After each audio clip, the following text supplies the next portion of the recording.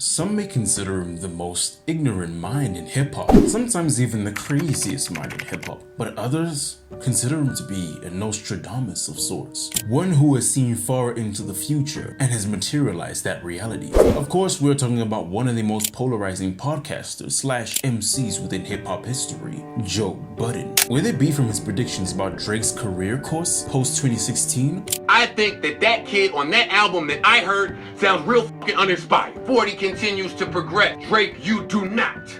All the way to his viral internet moments, whether it be him with Lil Yachty or him with the Migos. Say again? You say I'm left off Baton Bougie? What you say? You say I'm left off Baton Bougie? I've been covering for so long, I'm glad they succeeded, man. Hey man, you guys are nominated tonight. Have a good show.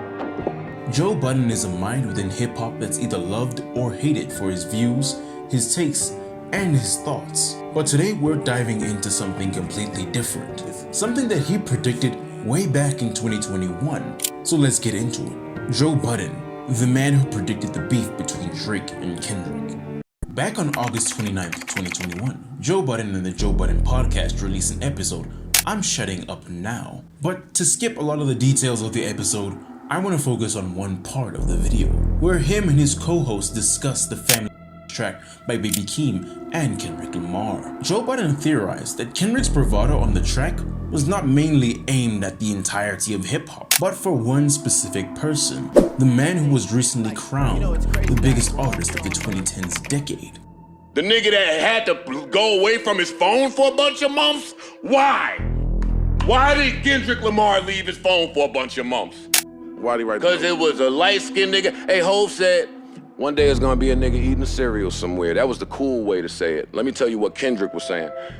One day it's gonna be a fucking light-skinned actor nigga in Toronto in his room coming up with a dance. And they go left foot slide, right foot, and then we go left foot slide, and right foot slide. I'm just telling you, I disagree, nigga. I hear you. Is Armageddon is here. But Joe Budden's co-host felt as though he was reaching for something that kind of died out the previous decade. This Kendrick verse is not, you told me this verse was about Drake. That's what you told me. I'm smoking on the top fives, on your top five tonight. Whoever you feel is them niggas, can't fuck with me. That's my take. Your take is wrong. My take is correct. Your take is and has been wrong for a long time. I don't expect you to realize it in the presence of a correct take. And he's right. If I'm Kendrick, and I'm such an established artist and I believe I'm the greatest of all time, why would I be talking to just newcomers like Lil Baby or whoever you can think of? I'm specifically directing this message towards one of my greatest competitors within hip-hop history. And if this theory is to be believed, Kendrick may have fueled the beef that we potentially come to see in 2024. And after they shared their perspectives about the song, Joe Budden raised an interesting point, kind of mysticizing each rapper as a god. He made the point that each rapper has their unique gifts and talents, or at least things outside of rap that make them stand out. For Kanye, it's his eye for music, fashion, and everything to do with creation. These are essentially their weapons and their tools of communicating their message to their fan bases. Because I tell you that the musicians are like superheroes to me. But in hip hop, the gods come with their weapons. You will never see a better marketer than Kanye West. He's doing live art. That's the weapon. Which brings us to J. Cole, because many people have theorized who would start the beef between Drake and Kendrick.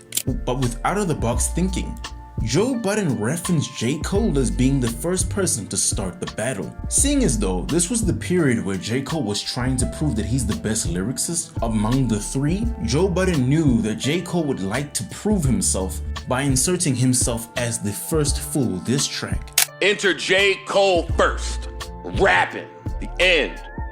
Where 3 years later, J. Cole released Might Delete Later and 7 Minute Drill, a direct diss track towards Kendrick Lamar, discrediting his discography and his persona in the public eye. But what we didn't predict is that J. Cole would apologize long before any real conflict started. And I know this is not what a lot of people want to hear. I know I can hear my niggas up there right now like, nah, don't do that. But I gotta keep it 100 with y'all, right? One, I know my heart, you know what I mean? And like, I know how I feel about my peers, these two niggas that I just been blessed to even stand beside in this game, let alone chase. Like, I try to like jab my nigga back and I try to keep it friendly. But at the end of the day, when I listen to it and when it comes out and I see the talk, that shit don't sit right with my spirit. That shit make me feel, that shit disrupts my fucking peace. You know what I mean? I pray that my nigga really didn't feel no way. And if he did, my nigga, I got my chin out. Take your best shot, I'm gonna take that shit on the chin, boy. Do what you do. But Joe Budden sure did. He specified that J. Cole's brand is kindness and authenticity. And in a strange way, he saw this apology coming. I never relied on a cosign, tricks, marketing. It was just me rapping. North Carolina, I'm gonna show up to your house. I'm walking to SOBs. I'm joining the basketball team. It's me. My fans love me for me. That was the weapon. But aside from this specific episode of the Joe Budden podcast, for several years within the 2020s decade, Joe Budden has been trying to explain that he believes this beef has been going on, or at least revived because of the both of them. Armageddon is here.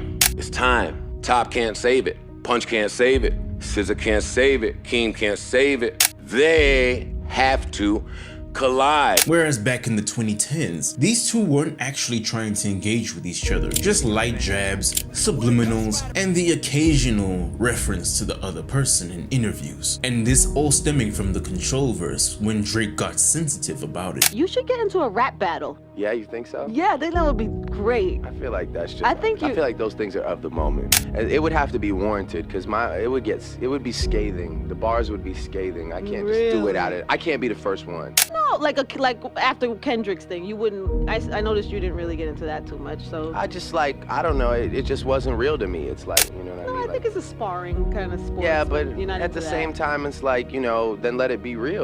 I personally enjoy making like great music and bodies of work over like being the talk of Twitter for like 5 days, But you seem just now a little irritated by it. Then, because those were harsh words. Yeah, and nothing been the same since they dropped Control and tucked the sense of the rapper back in his pajama clothes. And Joe Budden's breakdown of family ties, where he does divulge what he believes to be beef between the biggest superstars in hip-hop, signifies how ahead of his time Joe Budden was. We've been waiting. Right. We've been waiting. Ice Kendrick don't care about the top 5. He's just saying that. So when you say, nah, some of y'all niggas are just thirsty for the Drake Kendrick beef. No, we not.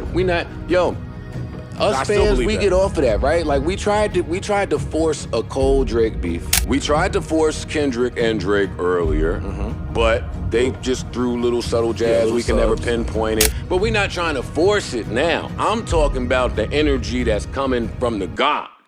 I say this to say that Joe Budden might actually be a Nostradamus of hip-hop, or at least someone with enough insider information to understand where certain patterns and shifts within the culture might happen. So in conclusion, where do you feel this beef has left hip-hop?